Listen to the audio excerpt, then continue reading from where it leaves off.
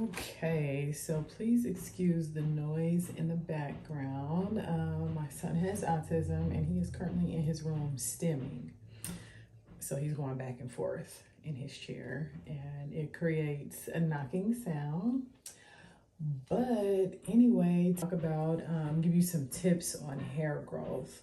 One of the things that's helped my hair grow long and healthy is staying away from things that's damaging to my hair.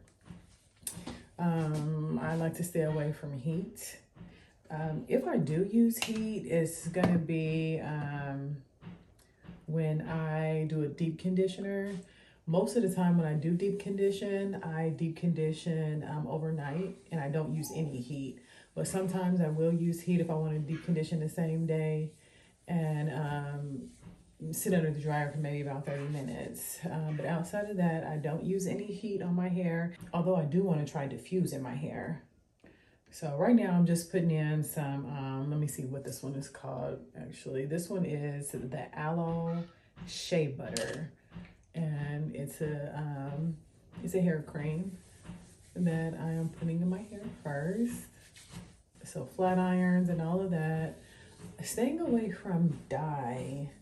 Sometimes you can know how to dye your hair and you know, it works for a while and then next thing you know, it just really starts breaking off real bad.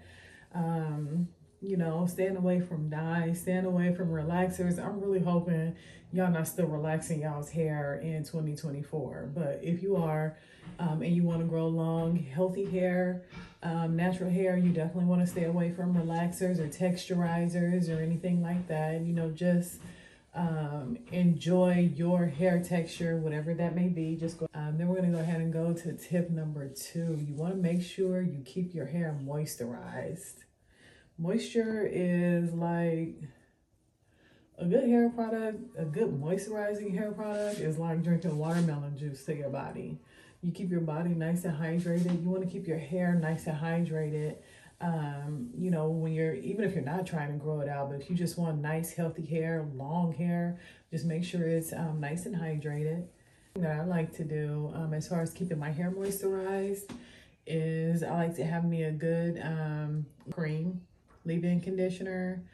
I also like to follow that up with oil. I rotate through different oils. You know, I'm using coconut oil, avocado oil, olive oil, castor oil, especially like if you have thick hair. A lot of times I'll put like a light oil on first, maybe like grapeseed oil or the avocado oil or whatever.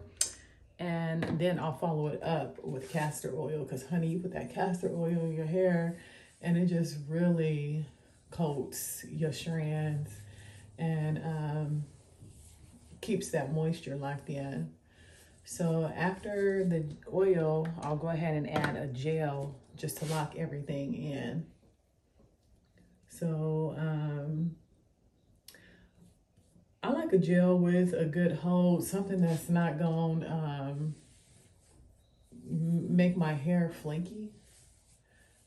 Sometimes you put certain products together and it just doesn't go right with each other and then you come up with a lot of flakes. Hair, you know, it really depends on how often you want to wash your hair. Like, I don't like to go more than a week without washing my hair. Honestly, preferably, I would really love to just be able to wash my hair every single day. If I do wash my hair every day, oh, that's the maximum moisture right there. You just putting water in your hair. So, you know, just giving it like all that hydration. But, you know, sometimes you can, or sometimes you just don't want to wash your hair that often. But if you don't want to wash your hair that often, even going a week, I would say, if you're gonna go a full week, definitely like mid-week, go ahead and take some time out and maybe spray some water on it or get you like a good hydrating hair mist spray. Get you something like that and spray that and then reapply all of your products. So then you're gonna spray, you know, get like it damp or, you know, kind of wet and then go in with your leave-in conditioner, your oil, and your gel. If nothing else, if all you do is want to put some oil in your hair, go ahead and put some oil in your hair. But the third tip is going to be time for you to wash your hair. Make sure you have something, make sure you have like a good comb or a good brush that you're able to comb your hair out with while you're washing it. One thing that has really worked for me is when I do wash my hair, I'll separate it in half prior to going into the shower. And then I'll just kind of like detangle it a bit like this. I'll do like detangling it. And I may put some oil on it. And then I'll put this in like a nice little loose braid. I'll do it like this. Put it in like a nice little loose braid. You know, just kind of braiding it all the way down to the end. And once I get into the shower, I actually leave one side braided. So I'll get into the shower like this. It's braided all the way down. I'll get into the shower like this, rinse it out real good, and then I'll put some conditioner on it, and I'll brush that through, and then I'll go ahead and start detangling my hair like that. Because if I get in, wash my hair, remove all the oils and everything out, it's way harder for me to comb my hair out. So that has been something that has really worked and helped me to retain length. Okay, so I'm going to go ahead and go in with the oil. Number 4 is anytime, you know, just throughout the week, just make sure you're keeping an eye on your hair. I've actually noticed washing your hair more often makes it easier to comb out. Like if you wait, I've never waited 3 weeks, but you know, anytime I've gone a week without washing my hair, it is harder to comb out versus when I wash it twice a week or once a day. You wash your hair once a day, it's easy to comb your hair out. You're not having a problem, it's nothing. So, you know, when you first start off, you may see it as being hard to comb out because you're not used to it. But, you know, just let some time go by, because even the texture of my hair right now, it took some time to even get it to this point. When you see my hair, you see it. My hair is now trained. My hair was not always like this. I did not have such an easy time combing my hair out. I didn't have such an easy time doing my hair. There would be times it took forever. Even the way that I put the product in now. Like previously, when I would put product in, I would literally separate it into small sections, which I do suggest you do when you first start going natural. Just go ahead and separate it in small sections.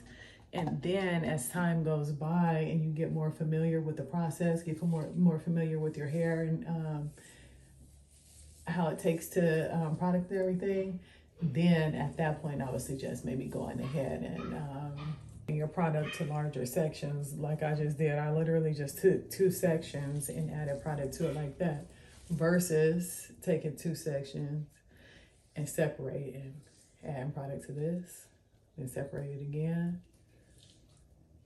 add product to this, separate it again, add product to this, and then keep that cycle going and for the full duration of you doing your hair until you're done.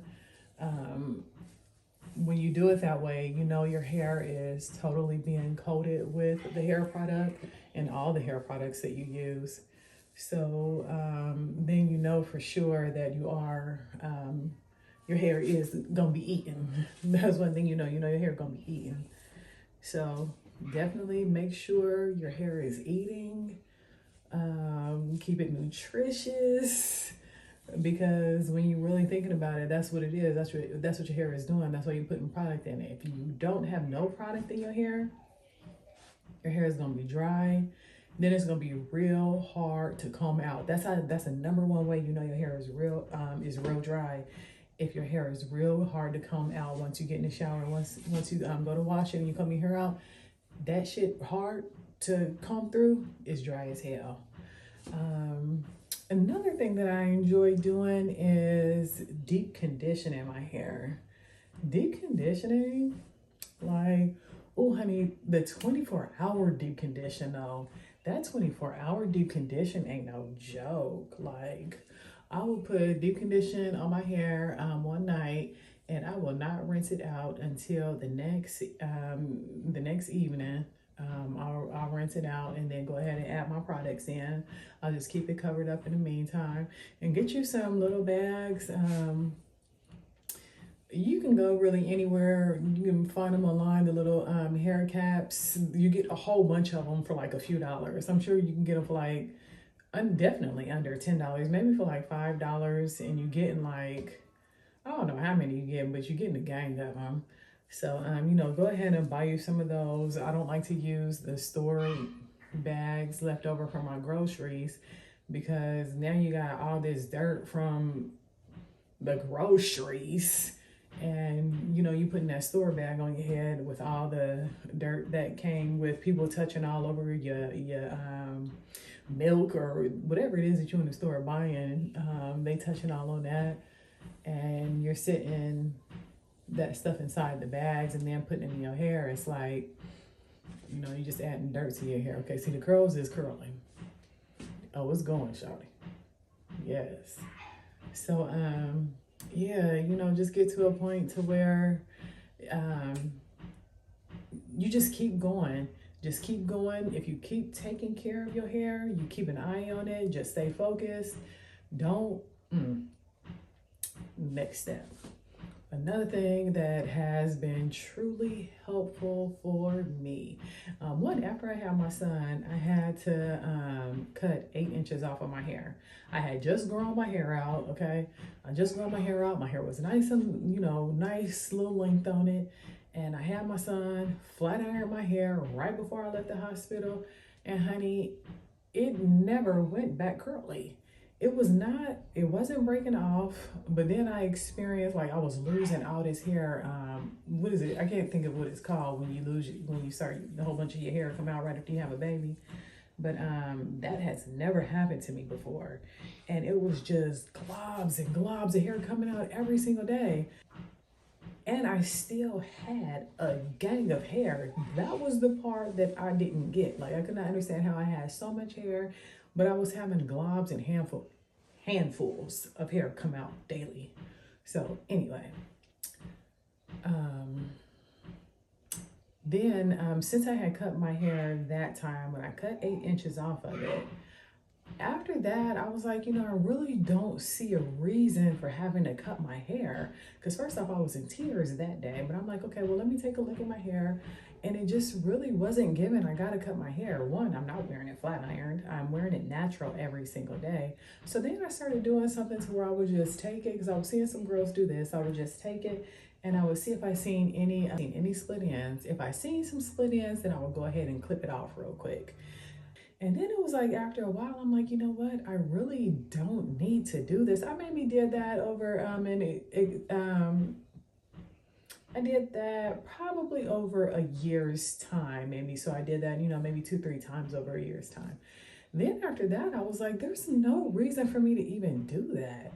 I'm like, my hair looks amazing. When I look at my ends, the ends look good. There's no reason to cut it. I'm like, okay. Then when I started to leave the split ends and I saw, okay, well, I can look at my hair right now and I can show you some split ends, but my hair looks healthy.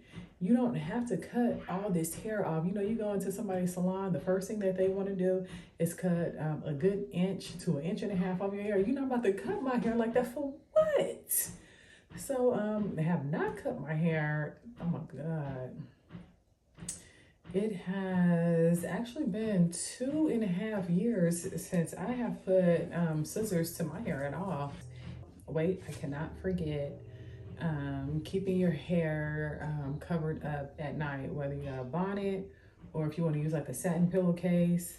One thing that I do enjoy doing that is like a game changer. Before I put my bonnet on, I'll put my hair up in a real loose ponytail right here on top of my head, like a loose bun, and then I'll put my bonnet on.